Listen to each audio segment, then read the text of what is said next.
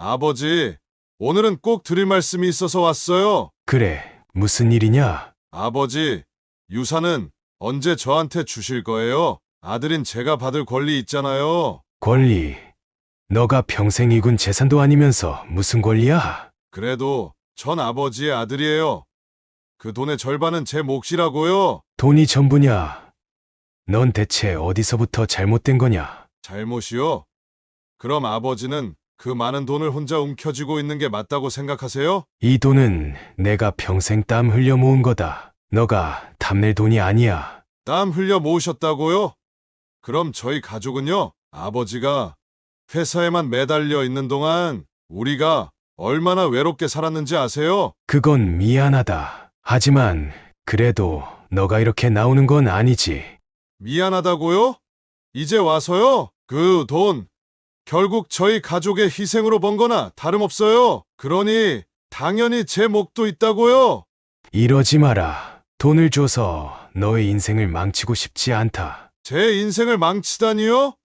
웃기시네요. 그 돈이 있으면 제 인생이 얼마나 달라질 수 있는지 아세요? 돈으로 행복해질 순 없어. 너 스스로 힘으로 살아가는 법을 배워야 해. 그래요? 그럼 한번 두고 보시죠. 아버지가 그렇게 사랑하는 그 돈, 제가 어떻게 하나 잘 보세요. 뭐라고? 이제 시작이에요. 제가 어디까지 갈 수 있는지 보여드리죠. 넌 정말 내가 널 어떻게 키웠길래 이 모양이냐? 그렇게 키우신 게 아버지 잘못 아닙니까? 이제 와서 후회해봤자 소용없어요. 이 짓을 그만두지 않으면 난 너를 아들로 인정하지 않겠다. 좋아요. 저도 이제 아버지를 아버지로 여기지 않을게요. 그저 제 돈을 가진 남일 뿐이에요. 너가 정말 그렇게 나오겠다면 어쩔 수 없구나. 전 절대 포기 안 할 거예요. 그래, 끝까지 가보자. 내가 널 어떻게 다시 바로 세울 수 있을지 지켜보거라. 안녕하세요. 이번 사연은 71세 강석훈 할아버지의 사연입니다. 강석훈 할아버지의 사연을 들으시면서 따뜻한 위로와 격려, 그리고 따끔한 조언을 댓글에 남겨주시면 강석훈 할아버지께 큰 위안과 힘이 되니 많은 댓글 부탁드리겠습니다. 그럼 사연 바로 시작하겠습니다. 저는 올해 71살의 강석훈이라고 합니다. 제 나이가 무색하게 아직도 건강하고 정정합니다만 요즘 들어 마음이 참 무겁네요. 평생 열심히 일하며 쌓아온 제 인생이 이렇게 마무리될 줄은 꿈에도 몰랐습니다. 젊은 시절부터 전자제품 사업으로 성공해 이제는 은퇴한 사업가입니다. 부산에서 태어나 그곳에서 사업을 일구고 가정을 꾸렸죠. 아내와 함께 아들 하나를 키우며 행복한 나날을 보냈습니다. 하지만 5년 전 아내가 먼저 세상을 떠나고 나서부터 제 삶이 조금씩 변하기 시작했어요. 사업에 몰두하느라 가족에게 소홀했던 게 사실이에요. 그래서 은퇴 후엔 아들 민우와 더 가까워지고 싶었습니다. 하지만 제 바람과는 달리 우리 사이의 거리는 좁혀지지 않았어요. 아버지, 저한테 관심 있으신 게 아니라 그저 외로우신 거 아닙니까? 민우의 말이 아직도 귓가에 맴돕니다. 그래도 전 포기하지 않았어요. 아들과 대화를 나누려 노력했고 손자들과 시간을 보내며 가족의 정을 느끼고 싶었죠. 하지만 그런 제 모습이 민우에겐 어떻게 비쳤을까요? 어느 날 민우가 불쑥 저희 집을 찾아왔을 때 전 모든 게 바뀔 거란 희망을 품었습니다. 그런데 아들의 입에서 나온 말은 제 가슴을 후벼 팠어요. 아버지, 이제 나이도 있으신데 유산은 어떻게 하실 건지 이야기 좀 나눠요. 그 순간 저는 깨달았습니다. 외아들인 민우는 제가 평생 모은 재산을 탐내고 있었고 그동안 저를 아버지가 아닌 돈으로만 보고 있었다는 거요. 그날 이후로 제 인생은 송두리째 뒤바뀌게 됐습니다. 어떻게 제 피부치가, 그것도 하나뿐인 아들이 이럴 수 있을까요? 이제부터 제가 겪은 이야기를 들려드리겠습니다. 부디 제 마음을 이해해 주셨으면 좋겠네요. 사실 제가 이렇게 제 이야기를 털어놓는 것도 쉽지 않네요. 하지만 누군가는 들어줬으면 하는 마음에 이렇게 용기를 내봅니다. 어쩌면 저와 비슷한 처지에 있는 분들께 작은 위로가 될 수 있지 않을까 하는 마음도 있고요. 제 아들 민우는 이제 49입니다. 어릴 적엔 그렇게 착하고 순했던 아이였는데 말이죠. 아내와 함께 온 정성을 다해 키웠습니다. 좋은 대학도 보냈고 유학도 다녀왔어요. 하지만 언제부턴가 돈에 눈이 멀기 시작했습니다. 아버지, 제가 사업을 크게 할 수 있어요. 투자금만 주시면 돼요. 이런 말을 자주 하곤 했죠. 처음엔 아들의 꿈을 응원하는 마음으로 도와주려 했습니다. 하지만 아들의 사업은 번번이 실패로 돌아갔어요. 그때마다 제게 손을 벌렸고 전 아들이니까 도와줘야 한다는 생각에 계속 돈을 댔습니다. 어느 날 문득 깨달았어요. 제가 아들에게 물고기를 잡아주기만 했지 물고기 잡는 법을 가르쳐 주지 않았다는 걸요. 그래서 더 이상의 경제적 지원은 하지 않겠다고 선을 그었습니다. 그때부터 민우와의 관계가 서서히 틀어지기 시작했어요. 아버지는 돈만 아끼시려고 그러는 거죠? 그렇게 열심히 모으신 돈 다 어디다 쓰시려고요? 민우의 이 말에 제 마음이 얼마나 아팠는지 모릅니다. 돈이 전부가 아니라는 걸, 그리고 가족의 소중함을 깨닫게 해주고 싶었어요. 하지만 제 마음을 전하는 게 이렇게 어려울 줄은 몰랐습니다. 그러던 어느 날, 민우가 갑자기 찾아왔어요. 처음엔 오랜만에 아들이 찾아와 반가웠죠. 하지만 민우의 입에서 나온 말은 제 가슴을 무너뜨렸습니다. 아버지, 솔직히 말씀드릴게요. 저희 가족이 아버지의 유산을 상속받을 자격이 있다고 생각해요. 지금 당장은 아니더라도 앞으로의 계획을 세워야 하지 않겠어요? 그 순간 저는 말문이 막혔어요. 제 아들이 제가 아직 살아있는데 벌써부터 유산을 탐내고 있다니. 이게 현실이라니 믿기지 않았습니다. 이렇게 우리의 갈등은 시작되었고 제 인생 최대의 시련이 찾아왔습니다. 그날 이후로 제 일상은 완전히 뒤바뀌었어요. 아내와 사별하고 나서 조용히 지내던 제 삶에 폭풍이 몰아치기 시작한 거죠. 민우는 거의 매일 전화를 걸어왔어요. 처음엔 그저 안부를 묻는 척했지만 대화는 항상 돈 얘기로 끝났습니다. 아버지, 제 사업이 지금 중요한 시기예요. 투자금만 조금 더 있으면 대박이 날 것 같아요. 이런 말을 수도 없이 들었죠. 하지만 전 더 이상 속아 넘어가지 않았어요. 민우야, 너 힘으로 해봐라. 아버지가 평생 일구어온 것을 너에게 그저 줄 순 없단다. 이렇게 대답할 때마다 민우의 목소리는 점점 더 거칠어졌어요. 어느 날은 제 집 앞에 불쑥 나타나 고래고래 소리를 지르기도 했습니다. 아버지, 왜 저를 믿지 못하세요? 전 아버지의 아들이에요. 그 돈의 절반은 제 몫이라고요. 그런 아들의 모습을 보는 제 마음이 어떻겠어요. 가슴이 찢어지는 것 같았죠. 이웃들의 시선이 따가워 민우를 집 안으로 들였어요. 얘야, 진정해라. 우리 차 한잔 하면서 얘기해보자. 하지만 민우는 제 말은 귓등으로도 듣지 않았어요. 아버지, 제발 현실을 보세요. 아버지 나이도 많으신데 그 돈을 다 어디다 쓰시려고요? 저희 가족을 위해서라도 미리 준비를 해두셔야 하는 거 아니에요? 그 순간 제 마음에 있던 마지막 희망마저 무너져 내렸어요. 제 아들은 이미 제가 죽기만을 기다리고 있었던 것 같았죠. 돈에 눈이 멀어 부모 자식 간의 정마저 져버린 거죠. 민우야, 내가 이렇게 변할 줄은 몰랐다. 제 목소리가 떨렸어요.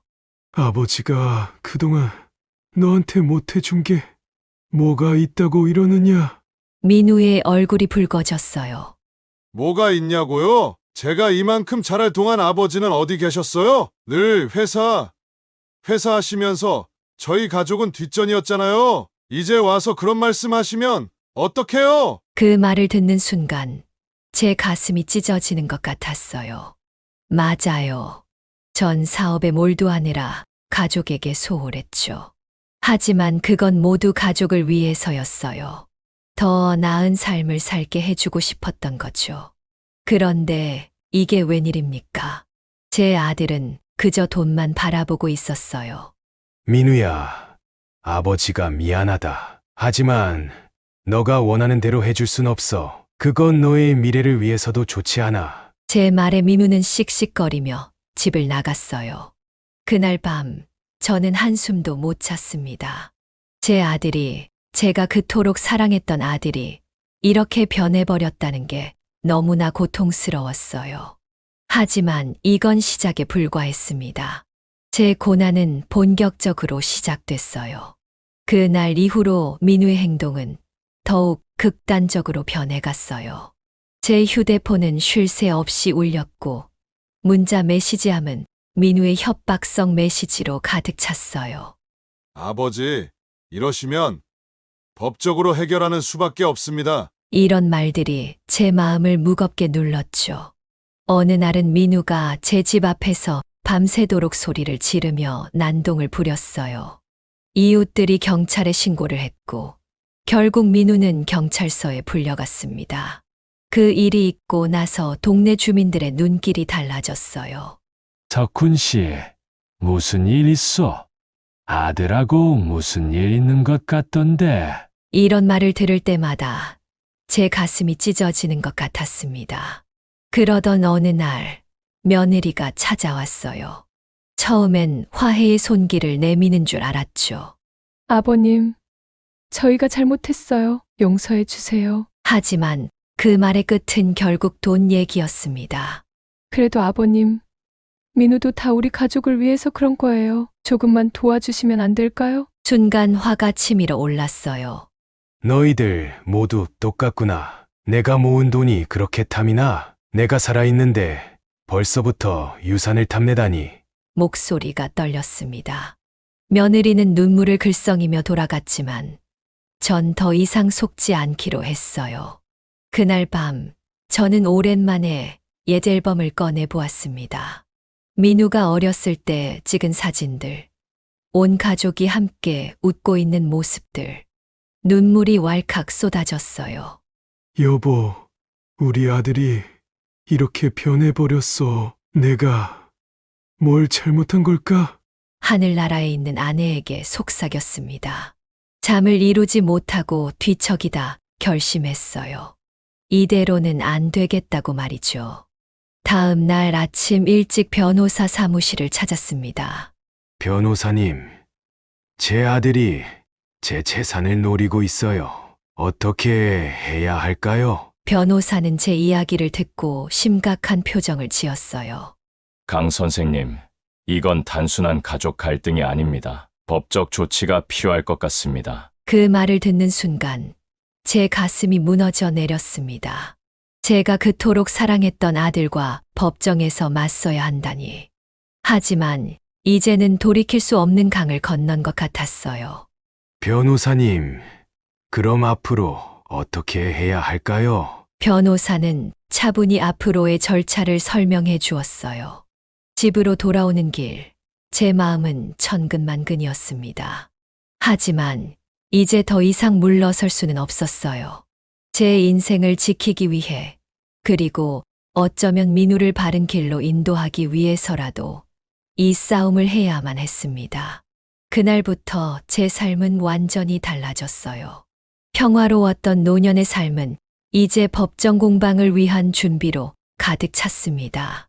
변호사와의 상담 이후 평화로운 노년을 꿈꾸며 즐기던 취미 생활은 온데간데 없고 매일 아침 일어나면 서류를 검토하고 증거를 정리하는 일의 연속이었죠. 가끔은 내가 지금 뭐 하고 있는 거지? 라는 생각에 한숨이 나오기도 했어요. 그러던 어느 날 민우에게서 전화가 왔어요. 아버지, 만나서 얘기 좀 해요. 처음엔 화해의 손길을 내미는 줄 알고 가슴이 설렜죠. 오랜만에 만난 민우의 얼굴은 피곤해 보였어요. 아버지, 우리 이제 그만해요. 서로 상처만 주고 있잖아요. 그 말에 제 마음이 흔들렸어요.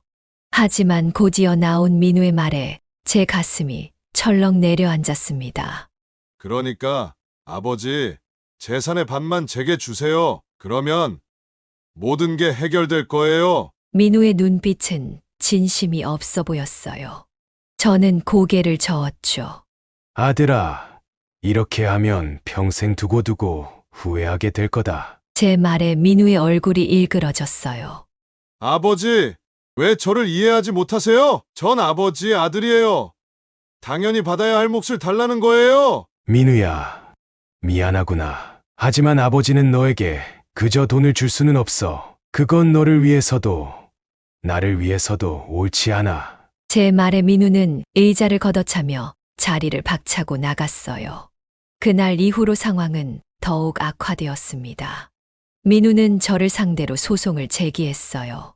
아버지의 정신 감정을 요구합니다. 치매 초기 증상으로 인해 정상적인 판단을 하지 못하고 계십니다. 이런 내용의 소장을 받아들고 제 눈앞이 캄캄해졌어요. 제가 평생 사랑으로 키운 아들이 이제는 저를 정신 이상자로 몰아가고 있었던 겁니다. 법정에서 마주한 민우의 모습은 더 이상 제 아들 같지 않았어요. 차가운 눈빛으로 저를 바라보는 민우의 모습에 마음이 좋지 않았습니다. 아버지는 항상 일만 하셨어요. 저희 가족을 돌보지 않으셨고 그저 돈만 버셨죠. 이제 와서 그 돈을 혼자 가지겠다니 이건 너무 이기적입니다. 민우의 이런 주장에 저는 할 말을 잃었어요. 재판이 진행될수록 제 마음은 더욱 무거워졌습니다. 이웃들과 지인들이 증인으로 서서 제 정신 상태가 멀쩡하다고 증언해 주었지만 그 과정 자체가 너무나 고통스러웠어요. 내가 여기까지 왔어야 했나 하는 생각에 밤마다 눈물을 흘렸습니다. 그러던 어느 날 뜻밖의 전화를 받았어요. 안녕하세요.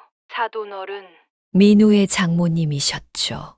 사위가 하는 짓을 도저히 보고만 있을 수가 없어서 제가 법정에 나가 진실을 말하고 싶어요. 그 말을 듣는 순간 제 눈에서 눈물이 흘렀습니다. 아직 세상엔 정의가 살아있구나 싶었죠. 사부인과 통화 후 저는 잠을 이루지 못했어요. 한편으론 희망이 보이는 것 같아 안도감이 들었지만 다른 한편으론 이 일이 어떤 결과를 낳을지 두려웠죠. 아들의 가정까지 무너뜨리는 건 아닐까 하는 걱정도 들었어요. 다음 날 아침 변호사에게 연락해 이 사실을 알렸습니다. 강 선생님, 이건 정말 중요한 전환점이 될 수 있습니다. 하지만 신중해야 해요. 아드님의 장모님께서 어떤 입장을 취하느냐에 따라 상황이 크게 바뀔 수 있거든요. 며칠 후 사부인을 만났어요. 민우가 어쩌다 이렇게까지 된 건지. 사부인의 눈에는 눈물이 고여 있었죠. 민우가 돈에 눈이 멀어 이성을 잃은 것 같아요. 제가 법정에 나가 사실대로 말하겠습니다. 사부인의 증언은 재판의 흐름을 완전히 바꿔놓았어요. 민우는 몇 년 전부터 도박에 빠졌습니다. 처음엔 작은 돈으로 시작했지만 점점 액수가 커졌어요. 빚이 늘어나자 사돈어른의 재산을 노리기 시작했죠. 이 말을 듣는 순간 제 가슴이 무너져 내렸어요. 제 아들이 도박에 빠졌다니. 어떻게 이런 일이 일어날 수 있었을까요? 법정은 순식간에 술렁였고 민우의 얼굴은 창백해졌어요. 장모님, 왜 이러세요? 무슨 말씀하시는 거예요? 민우가 소리를 질렀지만 이미 진실은 밝혀진 후였죠. 사부인 덕분에 재판은 저의 손을 들어줬지만 제 마음은 복잡했어요. 승리했다는 기쁨보다는 아들에 대한 걱정과 안타까움이 더 컸죠. 내가 뭘 잘못한 걸까? 어디서부터 잘못된 걸까? 이런 생각이 머릿속을 맴돌았어요. 그날 밤 집으로 민우가 찾아왔어요. 아들의 모습은 당당하고 자신만만한 아들의 모습이 아니었어요. 초라하고 비참해 보였죠. 아버지, 저 정말 죄송합니다. 민우의 눈에서 눈물이 흘렀어요. 제가 정신을 차리지 못하고 돈에 눈이 멀어서 순간 화가 치밀어 올랐어요. 이제 와서 뭘 어쩌자는 거냐? 소리를 지르려다 참았습니다. 대신 깊은 한숨을 내쉬었죠. 민우야, 너가 이렇게 변할 줄은 몰랐다. 아버지가 뭘 그렇게 잘못했길래. 민우는 고개를 푹 숙인 채 흐느꼈어요. 아버지, 전 이제 어떻게 해야 할지 모르겠어요. 도박 빚도 있고, 이제 가족들 얼굴도 볼 수 없고. 그 말을 듣는 순간 제 마음에 복잡한 감정이 일었어요. 분노, 실망, 그리고 동시에 연민이 뒤섞였죠. 일단 들어와라. 천천히 얘기해보자. 제가 문을 열어주자 민우는 망설이다 들어왔어요. 그렇게 우리의 긴 대화가 시작되었습니다. 이제부터 아들을 바로잡고 우리 가족을 다시 하나로 만들어야 한다는 사명감이 생겼습니다. 하지만 민우의 반성은 오래가지 않았습니다. 어느 날 아침 또 다시 고소장이 날아들었죠. 이번엔 사기 및 횡령 혐의였어요. 고소장을 읽는 순간 제 손이 떨렸습니다. 이게 무슨 소리야? 민우의 주장은 이랬어요. 제가 오래전 회사를 운영할 때 횡령을 저질렀고 그 돈으로 재산을 모았다는 거죠. 또 민우에게 투자를 약속하고 돈을 받아 챙겼다나요. 말도 안 되는 소리였어요. 변호사를 만나 상황을 설명했죠. 강 선생님, 이건 완전히 근거 없는 주장입니다. 하지만 재판까지 가면 명예에 큰 타격을 입으실 수 있어요. 변호사의 말에 제 마음이 무거워졌어요. 민우에게 전화를 걸었어요. 아들아, 도대체 왜 이러는 거니? 너가 아는 그 회사는 내가 평생 정직하게 일궈온 거야. 너에게 투자를 약속한 적도 없잖아. 하지만 민우의 대답은 차갑기만 했죠. 아버지, 이제 와서 발뺌하지 마세요. 저는 모든 증거를 가지고 있어요. 차라리 유산의 반만 주시면 이 고소를 취할게요. 그 말을 듣는 순간 온몸에 힘이 빠졌어요. 제 아들이, 제가 그토록 사랑했던 아들이 이렇게까지 변해버렸다니. 눈물이 왈칵 쏟아졌죠. 잠 못 이루는 날들이 계속됐어요.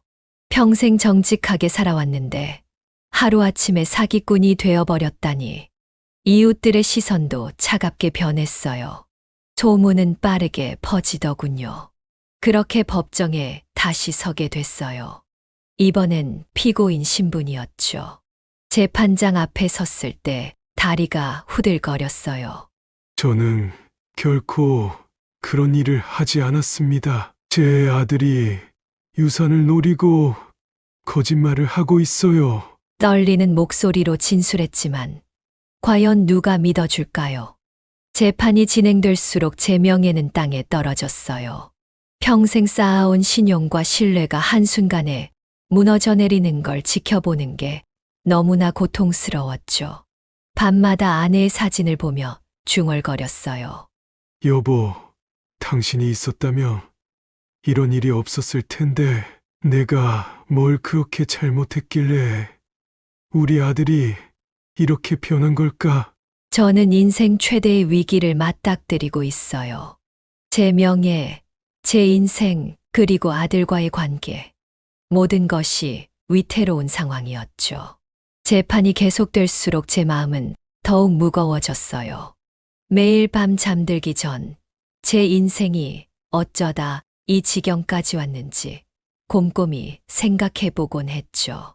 한편으로는 분노가 치밀어 올랐고 다른 한편으로는 깊은 슬픔에 잠겼어요. 그러던 어느 날 길을 걷다 우연히 민우를 마주쳤어요. 아들의 모습은 초췌해 보였죠. 순간 마음이 약해져 다가가려 했지만 민우는 제 눈을 피하며 빠르게 지나쳐갔어요. 그 뒷모습을 보며 가슴이 찢어지는 듯 했습니다. 법정 공방은 점점 더 치열해졌어요. 민우 측에서는 갖가지 증거라며 서류들을 제출했죠. 대부분 조작되거나 왜곡된 것들이었지만 재판부를 설득하는 게 쉽지 않았어요. 이런 식으로 진실이 묻히는 건가 하는 생각에 좌절감이 밀려왔죠. 주변 사람들의 시선도 점점 더 차가워졌어요. 오랜 친구들조차 저를 의심의 눈초리로 바라보더군요. 혹시 정말 하는 표정들이 역력했죠. 그럴 때마다 제 가슴은 더욱 아팠어요. 어느 날 밤, 민우에게서 문자가 왔어요. 아버지, 이제라도 인정하고 재산의 반만 주세요. 그러면 모든 게 끝날 수 있어요. 그 문자를 읽는 순간 온몸에 힘이 빠졌어요. 잠 못 이루는 밤이 계속되던 어느 날, 문득 한 가지 생각이 스쳐 지나갔어요. 내가 정말 잘못한 게 뭘까? 왜 민우는 이렇게까지 변한 걸까? 그 순간 깨달았죠. 제가 민우에게 정작 중요한 걸 가르쳐 주지 못했다는 걸요. 돈보다 더 중요한 가치들을 말이에요. 다음 날 아침 결심했어요. 이제는 제가 먼저 나서서 이 상황을 해결해야겠다고요. 변호사에게 전화해 모든 재산을 기부하겠다는 의사를 밝혔어요. 선생님, 그러시면 당장의 재판은 유리해질 수 있지만 앞으로의 생활은 어떻게 하시려고요? 변호사의 걱정 어린 목소리가 들렸지만 제 마음은 이미 정해져 있었어요. 괜찮습니다. 이제야 진정으로 중요한 게 뭔지 깨달았어요. 제 아들에게도 그걸 보여주고 싶습니다. 법정에 섰을 때 제 마음은 이미 정해져 있었어요. 재판장님 앞에서 떨리지만 단호한 목소리로 말했죠. 저는 제 전 재산을 사회에 기부하기로 결정했습니다. 그리고 제 아들 민우에게는 단 한 푼도 상속하지 않겠습니다. 순간 법정이 술렁였고 민우의 얼굴이 새하얗게 변하는 게 보였어요. 아버지! 민우가 소리를 질렀죠. 하지만 전 더 이상 아들의 말에 동요하지 않았어요. 재판장님, 제 아들은 저를 속이고 협박하며 재산을 노렸습니다. 이런 아들에게 재산을 물려주느니 차라리 어려운 이웃을 돕는 데 쓰고 싶습니다. 재판이 끝나고 나오는 길에 민우가 제 앞을 가로막았어요. 아버지, 제발 그러지 마세요. 다시 한번 생각해 보세요. 아들의 눈에는 눈물이 고여 있었지만 저는 그 눈물이 진심이라고 믿지 않았어요. 가라, 민우야. 넌 더 이상 내 아들이 아니다. 너가 원하는 건 오직 돈뿐이잖니. 그날 이후 민우의 행동은 더욱 극단적으로 변해갔어요. 제 지인들에게 찾아가 거짓말을 퍼뜨리고 심지어 제가 정신이 온전치 않다며 후견인 지정 신청까지 했더군요. 그러던 어느 날은 한밤중에 술에 취해 제 집 앞에서 난동을 부렸어요. 아버지! 문 좀 열어보세요! 얘기 좀 해요! 아들의 고함 소리에 온 동네가 들썩였죠. 결국 경찰이 출동해 민우를 연행해 갔어요. 다음 날 민우에게서 문자가 왔어요. 아버지! 정말 이러실 거예요! 하지만 전 답장을 보내지 않았어요. 이미 제 마음은 확고했으니까요. 며칠 후 변호사와 함께 재산 기부 절차를 밟기 시작했어요. 그 소식을 들은 민우가 사무실로 찾아와 난동을 부렸다더군요. 내가 아버지 아들이야! 그 돈의 절반은 내 거야! 한숨 쉬며 하늘을 올려다봤어요. 여보, 재산 기부 소식이 알려지자 주변에서 많은 반응이 있었어요. 어떤 이들은 저를 칭찬하고 또 어떤 이들은 이해할 수 없다며 고개를 저었죠. 하지만 전 제 선택을 후회하지 않아요. 그렇게 재산 기부 절차가 마무리 단계에 접어들 때쯤 민우가 찾아왔어요. 아버지, 정말 전 재산을 기부하실 거예요? 아들의 목소리에는 분노와 절망이 섞여 있었어요. 전 고개를 들어 아들을 똑바로 쳐다봤어요. 그래, 이게 내 마지막 선택이다. 너가 평생 잊지 못할 교훈이 되길 바란다. 민우는 이를 갈며 돌아섰어요. 두고 보세요. 절대 포기 안 할 거예요. 비록 아들과의 관계는 돌이킬 수 없을 만큼 망가졌지만 제 선택을 후회하지는 않습니다. 앞으로 어떤 일이 벌어질지 모르겠지만 이것이 아들을 위해서 그리고 사회를 위해서 제가 할 수 있는 마지막 선한 일이라 믿습니다. 재산 기부를 결심한 후 제 삶은 완전히 달라졌어요. 매일 아침 일어나면 오늘은 또 어떤 일이 벌어질까 하는 긴장감에 가슴이 뛰었죠. 민우의 끊임없는 방해와 협박 속에서도 저는 한 걸음 한 걸음 제 결심을 실행에 옮겼어요. 그러던 어느 날 재산 기부 절차를 마무리 짓기 위해 변호사 사무실로 가는 길이었어요. 그때 갑자기 민우가 나타났죠. 아버지, 이게 정말 마지막입니다. 제발 그만두세요. 아들의 눈빛은 이전과 달리 필사적이었어요. 민우야, 넌 아직도 모르는구나. 이건 돈의 문제가 아니야. 너 인생의 문제란다. 제 말에 민우의 얼굴이 일그러졌어요. 아버지, 그 돈은 제 거예요. 당신 돈이 아니라고. 순간 민우가 제 팔을 잡아 끌었어요. 그 바람의 중심을 잃고 넘어질 뻔했죠. 민우의 눈에는 이성의 빛이 보이지 않았어요. 그때였어요. 지나가던 행인 몇 명이 달려와 민우를 제지했죠. 아저씨, 괜찮으세요? 그들의 도움으로 겨우 위기를 모면했어요. 떨리는 다리로 변호사 사무실에 도착했을 때 변호사가 걱정스러운 얼굴로 물었어요. 괜찮으세요? 경찰에 신고하시죠. 하지만 전 고개를 저었죠. 아무리 그래도 민우는 제 아들이니까요. 서류에 서명하는 제 손이 떨렸어요. 이걸로 끝이구나 생각하니 마음 한편이 무거워졌죠. 하지만 동시에 어떤 해방감도 느껴졌어요. 사무실을 나서는 순간 민우가 또다시 나타났어요. 이번엔 완전히 술에 취해 있었죠. 당신은 이제 아무것도 아니야. 돈 없는 그냥 늙은이라고. 아들의 고함 소리에 지나가는 사람들이 놀란 듯 쳐다봤어요. 민우야, 이제 그만해라. 모든 게 끝났다. 제 말에 민우가 비틀거리며 다가왔어요. 아니요. 아직 끝나지 않았어요. 그러더니 갑자기 그 자리에서 주저앉아 울기 시작했어요. 그 모습을 보니 가슴이 아팠어요. 제 아들이, 제가 그토록 사랑했던 아들이 이렇게 무너져 내리다니. 하지만 이제 와서 돌이킬 수는 없었죠. 민우야, 넌 이제 너의 삶을 살아야 한다. 더 이상 내 돈을 기대하지 마라. 너의 힘으로 일어서거라. 마지막으로 한마디를 남기고 돌아섰어요. 재판도 끝나고 재산도 모두 기부하고 저는 작은 원룸에서 소박하지만 평화로운 삶을 살기로 했습니다. 매일 아침 공원을 산책하고 복지관에서 봉사활동도 하며 보람찬 나날을 보내고 있었죠. 그러던 어느 날 초인종 소리에 문을 열었더니 민우가 서 있더군요. 아들의 모습은 수척한 얼굴에 초라한 옷차림과 눈에는 생기라곤 찾아볼 수 없었죠. 아버지, 민우의 떨리는 목소리가 들렸어요. 방으로 들어온 민우는 무릎을 꿇고 울기 시작했어요.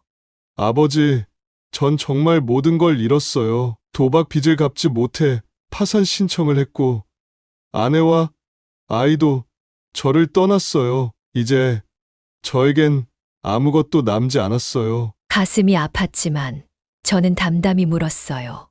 그래서 이제 와서 나를 찾아온 거냐? 민우는 고개를 들어 저를 바라봤어요. 아버지, 제가 정말 잘못했어요. 이제야 깨달았어요. 돈보다 중요한 게 뭔지, 가족의 소중함이 무엇인지. 제발 저를 용서해 주세요. 아들의 말을 들으며 복잡한 감정이 밀려왔어요. 한편으론 안쓰럽고 불쌍했지만 다른 한편으론 이제 와서 무슨 소용이냐는 생각도 들었죠. 깊은 한숨을 내쉬고 말했어요. 민우야, 이제 와서 용서를 구한다고 해서 모든 게 원래대로 돌아갈 순 없는 게다. 민우의 얼굴에 절망감이 스쳐 지나갔어요. 그럼 저는 어떻게 해요? 잠시 침묵 후 대답했어요. 이제부터 너의 인생은 너가 책임지거라. 나도 내 삶이 있고 너도 너의 삶이 있는 거야.